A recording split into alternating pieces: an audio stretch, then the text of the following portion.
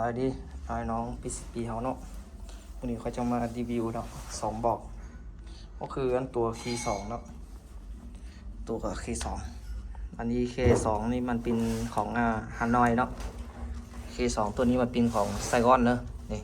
เขาดูสีมันก็แตกต่างกันเด้อนี่ของฮานอยนี่อันนี้ของไซกอนนี่ไซกอนจังดีกว่านะสีมันเน็ตกว่าอันนี้มันเป็นสีแดงของฮานอยนี่มันเป็นเนาะสีดำกับสีเหลือง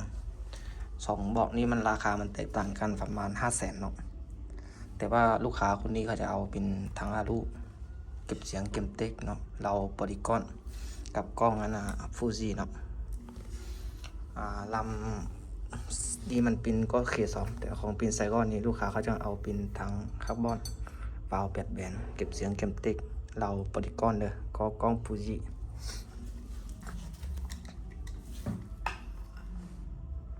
นี่ประกอบให้ลูกค้าเรียบร้อยเดี๋ยวก็ส่งให้ลูกค้าเด้อแต่ว่าบลูทูธนั้นซองเก่าของเขานะเขาเข้าบ่ได้มันเสียรหัสเด้อตอนนี้เขาจะเอาเฮ็ดอัน2 ใหม่เด้อ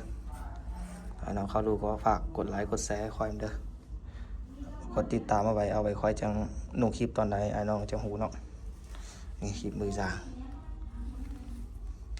นี่เขาดูสีมันก็หูแล้วเนาะเครื่องมันเป็นยังไงเนาะอันนี้เป็น K2 ไซออน